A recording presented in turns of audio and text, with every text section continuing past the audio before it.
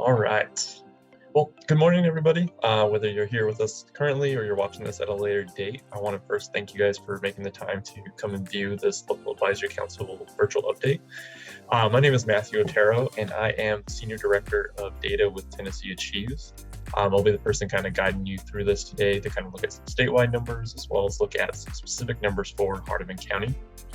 The reason why we are doing these meetings in total is because back in 2015, legislation for Tennessee Promise, it created a group essentially that the county mayor would set up and would invite this local advisory council to come and listen, and then from the information we provide, be able to provide guidance, feedback, kind of be a layer of accountability for us since we are supporting an organization working in this particular county. We used to do these in person, but obviously with the past year and a half, that has not been the easiest thing to do in-person meetings. And so we went and pivoted to Zoom, and it's been great. We've been doing 91 of these this week. So we are at the tail end of the week's virtual webinar updates. And it's been great to be able to interact with those from across the state that we otherwise don't get to see a ton. So as I mentioned before, we'll be going over some statewide and then county specific numbers. When you entered, you did see that your mic and camera were able to be on. So if you have any questions, feel free to ask any, and if not, you can always ask at the end of the presentation as well. With that being said, we'll go ahead and jump in. For those of you that may not remember or may not know, the slide kind of explains what TNAchieves is. We are a nonprofit organization, 501c3, that is privately funded, and we are the partnering organization for the Tennessee Promise Scholarship in 90 of the 95 counties across the state. What that simply means is we are responsible for the communication to students and parents about promise-specific requirements and what is expected of them if they want to maintain their eligibility, as well as just kind of providing tidbits and guidance for them as they're thinking about what they're going to do after their high school graduation. In addition to working with the students and parents, we also recruit volunteer mentors. And so as you can see in those numbers on the slide, we've worked with over 440,000 students since 2008 when we first started in Knox County. We've recruited over 71,000 volunteer mentors. And over the course of that time frame, we've worked with over 600 Tennessee high schools and 67 post-secondary institutions that are eligible for Tennessee Promise. One thing to note is you'll see that there are five counties that are grayed out. Those counties are served by the Ayers Foundation, so they are still Tennessee Promise eligible counties. They just work with that different partnering organization.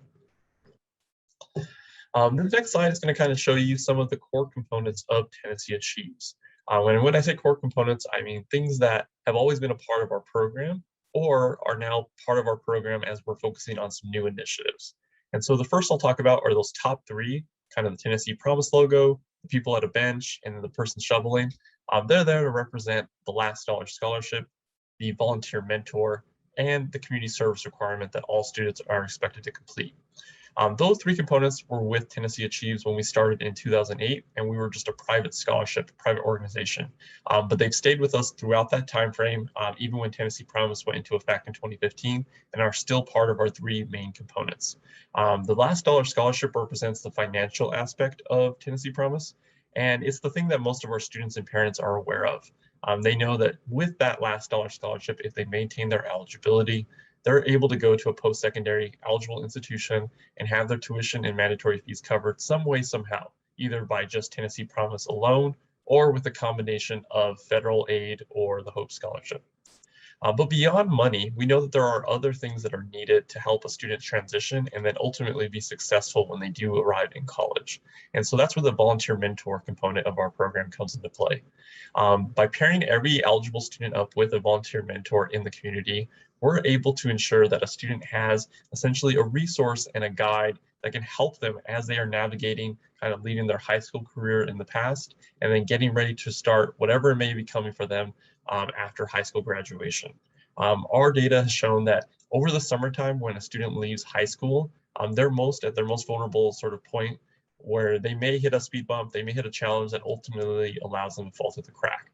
Whereas the volunteer mentor has gotten to know the student during their final semester of high school, and then can kind of be that guide for the student and family alike for any questions that they may end up having. The last component is that community service requirement, and that is the basically the spirit of giving back. Tennessee Achieves has always required its students to give 8 or more hours before every semester that they plan on using either the Tennessee Achieves Scholarship or what is now Tennessee Promise. And that's because the students should be giving back to their community. The community is what has kind of got them to that particular point. And so for students, it's a good way to be able to thank the people around them and kind of give back to a community that has given them this opportunity. So those 3 components have always been a part of our organization, whereas we are now sort of focusing on some newer initiatives. So since we last presented a couple of years ago, some of the newer initiatives that we have are focusing on college preparedness as well as college retention. And so you'll see those 2 icons at the bottom are representing our summer programs as well as our new complete coaching model that we've been using for the last couple of years. To give some details, the summer program are either our online summer bridge program, our in-person summer bridge program, or our summer institute program. All of those programs are typically focusing on students that would otherwise be starting college maybe about a semester behind. And that's because students that maybe don't meet the academic level that is asked of them at the college would have to take what are called learning support classes. Those learning support classes are paid for by Tennessee Promise, but can kind of set a student back maybe in their timeline. And so if a student is willing to give up a portion of their summer, either 3 weeks for the bridge programs or 6 to 10 weeks for the summer institute, they have the opportunity to not only test out of those learning support classes, but possibly also earn some college credit while they're doing it. The summer bridge program only focuses on learning support classes, whereas the institute program focuses on the college credits as well. Most students that take part come from either a minority background or from a low income background, and are usually our most at-risk students. So just to provide some data from each of them, the summer bridge program this past cohort had an 89% success rate, which meant that the student either improved from the beginning of the summer to the end of the summer, or they actually tested out of their learning support classes. And those classes would be in either English, math, or reading. When it comes to the Summer Institute, those students actually had a 100% success rate, which meant that they not only tested out of their learning support classes, but they also earned 9 college credit hours as they began their first semester. So for both groups of students, it gives them the opportunity to, instead of starting a semester behind, actually catch up or actually even maybe be ahead depending on what program they were in. The Summer Bridge program is found across the state at all of our 13 community colleges across 15 campuses, whereas the Summer Institute program is currently only in Shelby County, focusing on students that are kind of in the urban core of that city. So that is a program that with success that we've seen, we're hopeful that we'll be able to expand, but it is currently only provided in Memphis. The complete coaching model, which is one of our also newer initiatives, is a coaching model where staff on our team, including those that we have here with us today, are working individually with students that come from kind of a lower income background in each county. So each coach is assigned to a particular service area, and within that service area, they are paired up with a group of students that fit that criteria. We have seen that one of the biggest data indicators about success when it comes to retention or graduation is a student's income. Basically, if they're coming from a lower income background, they are more likely to handle or encounter challenges that may basically distract them or not allow them to retain or graduate at a normal pace. And so that's where our complete coaches come in. They are consistently building relationships with them, checking in with them on a regular basis, and essentially taking the baton of what the volunteer mentor does for our students before they get into college. Our complete coaches are taking that and then working with the college staff to ensure that the student has the best opportunity to be successful while they are in college. We'll talk a little bit more about that in a couple of other slides, but I just wanted to provide that background. This slide here is again just showing you kind of the reach of Tennessee Achieves. So showing you again the counties, the high schools, the colleges that we work with, showing you of those counties that we work in, which ones are rural, as well as how many are distressed or at risk. And then that bottom line is going to show you kind of the breakdown on a statewide level where students are going to school if they are Promise eligible. So almost 8 out of 10 are going to the local community college versus the other 20% are being pretty much split in half at the local Tennessee College of Applied Technology or eligible four-year university. Obviously, depending on the county, especially like with Hardeman County, I would say those numbers are a little bit going to be skewed in a different way because you have probably a closer TCAT compared to just the local community college. And so you would see a higher percentage at that TCAT level compared to what the statewide numbers are looking at. This slide is also showing you statewide numbers. And so from top to bottom, it's showing you the group of students that Tennessee Achieves is working with on an annual basis. So to give you that sort of background, every year we're working with over 60,000 new seniors that get enrolled in the Tennessee Achieves program. From the 90 counties, we always expect that. And so for this upcoming class of 2022, we're going to expect 60,000 plus students again. A couple of years ago, we actually had our maximum, which was just over 64,000 students. So it's a lot of students to work with, and kind of why some of those earlier initiatives I talked about, things like the volunteer mentor, are so crucial, because we wouldn't be able to have that sort of in-depth relationship with a student without that assistance from our volunteer mentors. The top line is going to show you, of those 60,000 plus students, how do they fit into kind of the statewide numbers? So the 89% is a representation of all seniors across the state of Tennessee. Essentially 9 out of 10 of seniors across the state are enrolling within the Tennessee Achieves program. So we're dealing with a ton of students. The 78% and 86% number are looking at students at a community college. The 78% is showing you students that went through the Tennessee Achieves program and were considered full-time first-time freshmen at that community college. So almost 8 out of 10 students at the community college are going to be students that went through the Tennessee Achieves program. Versus the 86% number is going to show you graduates at a community college. That's how much are meaning students that went through the Tennessee Achieves program. So basically, if they go through the Tennessee Achieves program, they're likely to go to one of the community colleges if they do go there. And eventually, if they're going to graduate, they most likely went through that Tennessee Achieves program. The middle line are just some fun facts showing you that 1 out of every 2 students, a little bit more than that, are going to be eligible for federal financial aid, so things like a Pell Grant. And so that's why, in particular, we push the FAFSA requirements so much, because not only is it for the Tennessee Promise Scholarship, but it is also their application for the Hope Scholarship, as well as for any federal funding that a student may be eligible for. The 40% is the self-reported number from students that apply for Tennessee Promise that identify as a first-generation student. We believe that number is probably a little bit higher, but because it is self-reported, that's what the student is identifying on the Tennessee Promise application.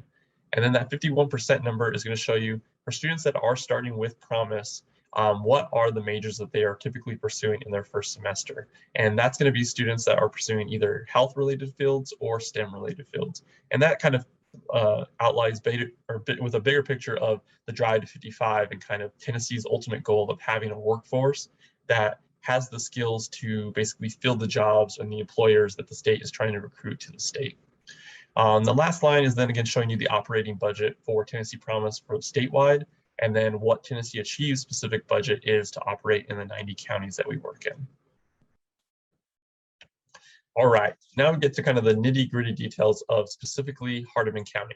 On this page, you will see the FAFSA filing number, as well as the community service hours that have been completed on a statewide level and on a county level. If we look at the FAFSA filing rate, you will see that statewide, the class of 2021 submitted at an 86% rate. That's a great rate, still leading the nation, but it was actually down for us as a state. The year before, we were at 90%. And so we know, among a couple of other things, that that's mostly going to be related to kind of COVID happening with this past cohort. We know that this is something that we want to work towards and want to get back up to that 90% level. But it also is super encouraging when you look at some counties, specifically like Hardeman County, that was above the 90% threshold. They were at 91% this past year. So although things were different, things were unusual, and students were virtual or they were hybrid or whatever combination it may have been, still 9 out of 10 students that were eligible were filing their FAFSA by the deadline. And so that's just, thanks to the community partners, whether it be at the high school staff, the college staff, people working together to ensure that students understood that this was a really important application and that they should get that FAFSA done as soon as possible. When we look at community service hours, it's going to show you how many Hardeman County have submitted in the time frame that they've been eligible for Tennessee Promise, so just under 11,000 hours. Those 11,000 hours are contributions to the statewide number of total of almost 3.4 million. We hang our hat on that. It's something that we are really proud of as an organization, and that we want our counties to be proud of as well, because these are students that are giving back to their community that maybe otherwise would not have, and hopefully after going through the Tennessee Promise program, are realizing that it's something that they should be doing on a regular basis and that they can get as much as they're giving to their community. And so for anybody that maybe is watching at a later time, hopefully you're also seeing some of these hours from your students as they're trying to help out with the organizations or nonprofits in Hardeman County specifically. This slide is again also showing you a comparison between the state and Hardeman County. And it's going to show you essentially kind of the progress that students made in that county and on a statewide level for the class of 2019. So the first 3 rows that we see there are all for the class of 2019, whereas the last row, which is the 3-year graduation rate, is looking at the class of 2017. If we look at the top line, remember that Tennessee Promise applicant number is going to be about 90% of the students statewide. And so you could, in your mind, say, okay, maybe this is 90% of the students in Hardeman County. It'll differ from county to county, though. That second line is then going to show you the number of students that stayed eligible and then eventually enrolled with Tennessee Promise at an eligible institution. And so, although that number is much lower than the applicant number, it's important to keep in mind that not everybody that signs up for Tennessee Promise is going to plan on using it. For many, it may be their plan B or plan C. And so that's why we do see that number decrease over the course of the year. But if we look at the number that it did enroll, we can see then that their first year retention rate in Hardeman County was 61%. It was just a few percentage points below the statewide average of 67%. And then if we look at the 3-year graduation rate, we can see that they were both on par with the state average of 35%. So all of that to be said is those numbers are good because they're staying right within the state average, but we understand that for the county specifically and for the state, that we want those numbers to improve. Our goal is not just to get students to college. We're not just a college access program, but we are also a college retention and eventually a graduation program. And so if we move to this next slide, it's going to show you again, sort of what the benefits are of going through the Tennessee Achieves program when we look at the statewide numbers and see them in retention and graduation rates. So if we look at the first year retention, in that gray box, we're going to look at a number of 53%. And that's a representation of all students that are starting at a community college as a first-time full-time freshman. This will include some Promise students, and this will also include students that are not Promise eligible. They are retaining at a 53% rate. If we look, though, at just students that enroll for Tennessee Promise or apply for Tennessee Promise and then are enrolled in the Tennessee Achieves program, and those students are going to an eligible institution. So that can be a community college, a TCAT, or one of the eligible 4-year universities. Those students that are starting with Promise are retaining at a 67% rate. So they are retaining at a 14% increase over just the general population at a community college. And then if we take another step back and look at just students that apply for Tennessee Promise and enroll in the Tennessee Achieves program, and then go to any college. So that can be eligible institutions for Promise or non-eligible institutions like the UTs or an out-of-state school. They are retaining at a 74% rate, so more than 21% than the basic group of students at a community college level. And the reason we believe that is because they are getting added benefits by being through our particular program. So they're getting a volunteer mentor. They're getting weekly communication from their coaches on staff. They're getting opportunities for things like community service and job shadowing, and just ultimate guidance on what it is and what's going to take of them to be able to transition from high school to college as smoothly as possible. And then if we look at the 6-year graduation rate, we can see a similar pattern. So again, that gray box is going to show you just students at the community college, so Promise kids and non-Promise kids. And then that 51% number is going to show you just students that start at a community college but went through the Tennessee Achieves program. So they are more than likely 16% going to graduate at a better rate than their counterparts that did not go through the Tennessee Achieves program. The things that you'll see on the right-hand side are again going to show up about some of those initiatives that I talked about earlier. So for the summer programs and the complete program, we're seeing that students have a boost of 23 and 34% over just the general population when it comes to retention, if they're in one of those programs. The bottom program there about Knox Promise is something that is specific to Knox County, but it's something that we're hopefully going to be able to expand in the future. And what Knox Promise is through private donations, we're able to basically have the complete program in that county, but instead of limiting it to students that are from a low income background, we're able to extend it to everybody in that county. So if you're a Knox County student, you get paired up with a complete coach and you have that same sort of check-in process that students across the state are getting, but only if they're a low income student. In addition to that, they're also going to be eligible for what are called completion grants. In Knox County, if you are a student in Knox County, you can submit a completion grant for something that maybe you're having struggles with that are preventing you from being kind of the best student that you can be possibly. Those things can be things like food insecurities, transportation issues, book and material costs, things that we don't necessarily think of when we think about going to school, but are very much a part of a challenge that a student may encounter as they're trying to maybe balance life and going to school. And so Knox Promise, which includes that complete coach kind of connection that students get, they also have the opportunity to actually have Tennessee Achieves and their coach help them guide and maybe get resources that they can use to hopefully allow them to focus better on school. This ties us then back to kind of the college going rate and what it looks like at the state and at the county level. So as we can see in the state college going rate, it increases in 2014 to 2015, and that is because of Tennessee Promise. Maybe not solely because of it, but because that went into effect. For the next 4 or 5 years then, Tennessee Promise kind of keeps the college going rate at around 62 to 64%. And then in 2020, COVID rears its ugly head again, and we see, not again, but it rears its ugly head, and we see the college going rate drop in the state by almost 5%. And then in Hardeman County, we can see from year to year that it drops by almost 9%.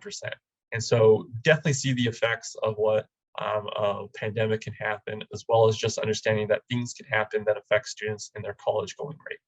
So with that all being noted, as an organization, we're aware of that.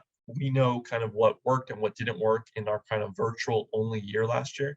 And we have a plan set to try to hopefully get these numbers back to where they were for both the FAFSA filing rate and the college going rate, while also simultaneously hopefully boosting our retention and graduation rates. But how can the local advisory council, how can those in our community help us? Well, that's going to be through volunteer mentors. Because of the volume of students that we work with, as I said before, we cannot individually develop relationships with them, but our volunteer mentors can. And so on our screen, you can see in Hardeman County specifically, we need 35 mentors. Those mentors will pair with students and they will work in 3 different ways. So as you can see on this screen, it's going to show you what the roles are, being that task manager. So that reminder that lets them know deadlines, that kind of works with Tennessee Achieves. A resource, somebody that the students or families can go to and ask a question. And if this mentor doesn't know, they can at least point them in the direction of our staff or anybody that may know that answer. And then also just being an encourager. They can be that person that lets the student know that, hey, they can do this if they so choose so, and that, you know, even with the year that it's been, that they are doing a great job, that they're going to eventually be high school graduates, and that they can pursue whatever it is that they feel like is their best next step. For the mentors, generally, the program is going to be very similar. They're going to be able to email, text, call. They're going to be able to use our virtual platform called TNAchieves Connect. Those will both be available to our mentors. But some of the changes for this upcoming year are going to be things like called an open house. Because our mentors did let us know that they would like to have the opportunity to meet people in person, we're going to host these open houses that there's no formal presentation, but a Tennessee Achieves staff member will be at the location, usually at a college, and they'll be there to help guide any questions, as well as maybe just facilitate conversation. The college staff will hopefully also be present at that meeting. And so for the mentor and the student, if they have any specific questions, either for Tennessee Achieves or the college, they'll be able to get that all done in one shot, basically. In addition to that, mentors are also going to be encouraged to meet up with their students if they'd like in person. Our chairman, he meets up with his students and they have like kind of pizza together. So they all get together, they have a meal, and he's able to kind of get to know them. So as a mentor, if you have a similar plan that you would like to do and meet with your students on your own, that's totally fine as well. Just know that you're going to have a variety of ways to connect with your students, either virtually or electronically or in person. So whatever is going to fit you best, you'll have that opportunity. You will see on the screen that the deadline to apply is December 3rd. And so anybody that's interested, whether they're returning or they're a new mentor, they can visit tnachieves.org/mentors and they can sign up today. The other thing that we will ask our community at whole is, besides being a mentor, is spreading the news about what it's like to be a mentor. So if you have a listserv or a group of coworkers or friends that you feel like would be interested in this, please reach out to them and let them know. If you would like particular communication, let Tennessee Achieves know and we can provide that to you. So we can provide written documentation, we can provide PowerPoints, we can provide social media images, whatever may fit you best. We can do the legwork of that for you, and then you can just send it out for us. In addition to that, if you are part of any organization, so a Lions Club, a Kiwanis, a Rotary, a local chamber, a church, anything of that nature, let us know. And if there's an opportunity to come speak in public, speak in person, we'll do it. Give us the contact information, we'll connect with them, and we'll try to figure out a day and time that works best for the organization, so that way we can kind of go and pitch why we feel like it is so important to have mentors in the community for these students based on the data that we showed today. And then the last thing is just to spread the news that Tennessee Promise is already open for the class of 2022. Because last year we didn't get a chance to be in front of the students, we do feel like there was a handful of students that did not apply because they either just weren't aware of it or they didn't have that sort of push from their high school staff because they weren't in person.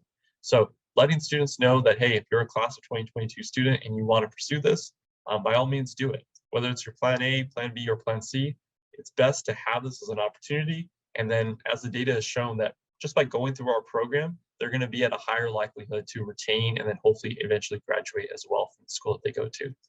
So that's it for our presentation. You'll see my contact information is here on the screen and a little blurb from a past student. But at this time, is there anything I can help answer for anybody who's maybe viewing it that I can help clarify?